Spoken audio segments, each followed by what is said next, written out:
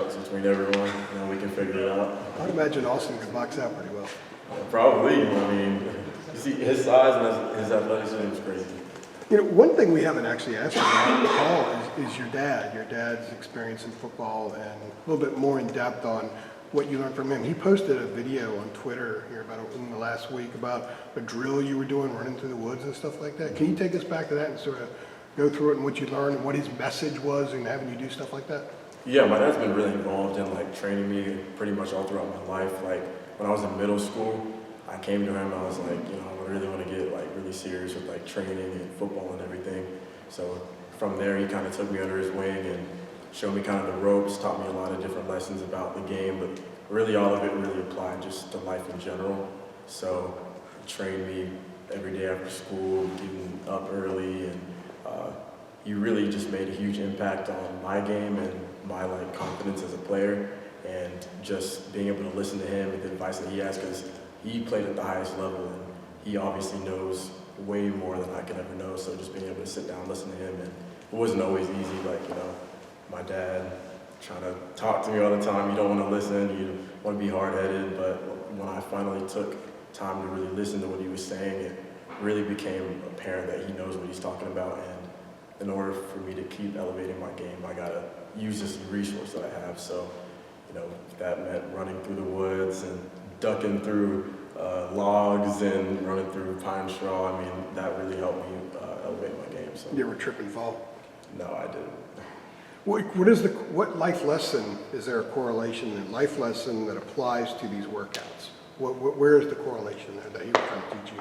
It's more about those 5 words that I kind of talked about: persistence, consistency, dedication, perseverance, and control, and using those in not just football and working out, but life in general.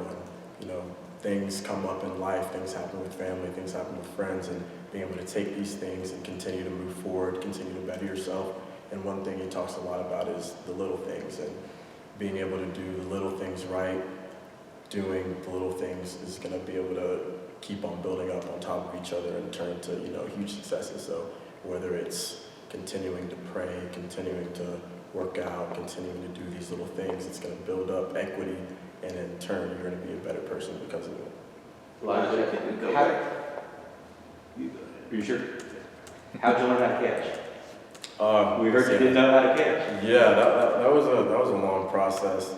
I think the announcer for ACC said that I couldn't catch a cold in Alaska. Oh, really? Yeah, I didn't know that. That's what it said, in Alaska. So Who said that? I guess that's an interesting way to put it. But it was kind of came into this offense. In high school we were an pro style kind of offense, so I was running the ball 30 times a game and didn't have to block, didn't have to catch the ball. So coming into an offense where the running back is involved a lot into the passing game was a huge adjustment for me. So kind of took me to use after practice and use a lot of my own time to continue to develop this kind of skill. And it kind of took a lot of hard work and a lot of time, and it's finally kind of coming together for me. I caught up my first touchdown pass on Saturday, so that was really exciting for me, just to know all the work that I put in to kind of lead me to that point. Yeah, I think you have 5 career catches, and they're all in the last 3 games. So, yeah. Regular Jerry Rice here. That's what I'm saying. But is that a point of pride for you about this journey to becoming the starting running back at UNC? Is that something you've taken a lot of pride in since you have put that work in to try to make it better?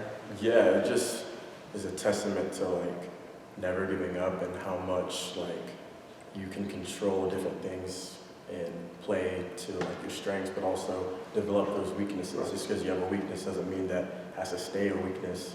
You can always take that weakness and continue to develop it, keep working, and turn it to a strength. So that's really what I've been able to try to do, and it's paying off. Did you take that catch a cold in Alaska quote? Is that bulletin board material for yourself? Is that taped up in your locker or something somewhere? No. I thought it was kind of funny, not gonna lie. But I think it just kind of what the previous question kind of just speaks to, kind of the work that I put in to develop that skill, and kind of looking back at how I was when I first first came in here to kind of looking at me now, it really just makes me kind of feel good about that the work's really paid off. And I wanted to ask about the season opener. You guys are up. You came in just to basically run out the clock, and then you popped like a 60, I forgot how long it was, 60-yard run. Were you looking at that when you came in the game? Were you looking at it like, this is, I got to show them something, this is my opportunity? Or, you know, did the play just kind of develop like that and it just so happened you know, had that long run? No, I think I did come into the game thinking that, like, you know, anytime you're on the field is an opportunity to show what you can do, display my skill set. So kind of coming into the game, I was like, I want to be able to show them something. So it was just kind of just playing to my strengths and doing what I do, and it kind of worked out for me in that case. Elijah, we've asked you a lot about your journey to getting on the field, but what's it been like the last few weeks now that you've been getting a lot of reps and seeing a lot of yourself on film? I would imagine it's given you a lot of opportunities to actually improve quickly because you get to see what you're all about. Yeah, I think it's kind of just continuing to improve myself. So now that I've got a lot more film, I've been able to watch and critique a lot of things that I'm doing, and knowing that I have a huge lot of room for improvement. So just taking that every day, finding the things I need to work on, and then working on those things in practice has really been helpful for me in my growth and development, and I know that I'm going to continue to get better week by week. Are you the kind of athlete who fixates just on the things you need to do well and you don't maybe embrace the good stuff as much, or do you have a balance there? I kind of just mostly just kind of the person I am. I always want to just try to get better, focus on the things I need to do well, and it's not feeling too good about yourself, but understanding that, you know, you can always be better than you are. You can be 1% better every single day. So having confidence in yourself, but then knowing that there's always room for improvement is important. Elijah, you all got Wake Forest this week, a team that can put up a bunch of points, but they haven't in the last couple of games. Just how you sum up this game, because when Carolina played in the last couple of years, it's been like 60s, 50s, or whatever, but you know, they had a couple losses, so how do you look at this game coming up here? I think it just comes down to us playing our brand of football and doing what we do, trying to get the ball moving and just playing our type of offense. They're going to put up points and they're going to do what they do, so it just kind of comes down to us executing. How did you go, I'm not trying to like belabor the point on the pass catching, but how did you go about working to do it? Like, what did you do? Like, what did you say to yourself? You know, did you say to yourself, good Lord, I've got a long way to go here? And like, what did you do to get there? Like, what were the drills and how did you make it happen? Yeah, so I would get like one of the quarterbacks to just throw me different routes every single day after practice. Then after they threw me like 50 or some balls, I would catch like 100 balls on the jugs machine. And it was kind of doing that every day after practice. And then in my room, like before bed, I would like throw just tennis balls like on the wall and just practice like touching the tennis balls. I'd get a football from the equipment room, I took it home with me, and I would just like kind of just like toss it around the room, do it with one hand. So it was kind of just doing that every single day. I did hand grippers, just strengthening my like grip strength. I would get on this like tennis ball machine that like shoots tennis balls and do that. So I mean, it was a huge lot of different things that I had to do, but it was all worth it in the end. So I knew that I had a long way to go, so I had to do every single thing possible and take advantage of every opportunity to get better. So I kind of just did everything possible I could. And you made that decision, like in your own head, you're like, all right, I'm just like, Yeah. taking the ball home, like you're just like, I'm just gonna, that's what I'm gonna do. Like you weren't like consulting other people about this or anything. I kind of just looking like, I kind of just took a step back and was like, okay, what is all there possible to do? Like I'd see like receivers do different things, and I kind of just took everything that I kind of saw and just implemented it into my routine, and that's kind of how I went about it. We just talked about Awesome. Obviously, I think you're in the building for that. What can you tell us about him? Maybe we don't know about Awesome. You know, obviously, he's blocking for you. He's been here since you've been here. Awesome's a great guy. Like he's a down-to-earth type dude.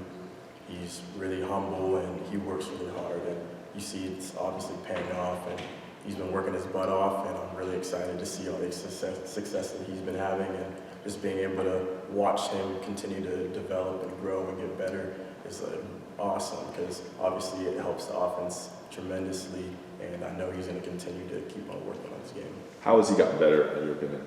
I feel like he's gotten a lot more aggressive.